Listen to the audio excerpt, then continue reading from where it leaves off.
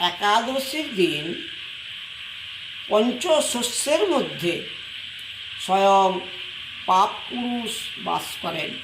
এই একাদশীর দিন পঞ্চশস্য সেবা করলে ব্রহ্মা হত্যা পাপ হয়, কেননা পাপ পুরুষ ওই পঞ্চশস্যের মধ্যে বাস করেন। ধান, গম, যব, ভুট্টা এবং সর্ষে, এই পাঁচটি জিনিসের মধ্যে স্বয়ং পাপ পুরুষ বাস করেন। তাই আমাদের প্রত্যেকের কর্তব্য একাদশী ব্রত করা, কেননা এই দিনটি হচ্ছে হরিবাসর তিথি। একাদশীর দিন সারাদিন ভগবানের নাম সংকীর্তন করতে হয়, শ্রীমদ্ ভাগবত কথা শ্রবণ করতে হয়।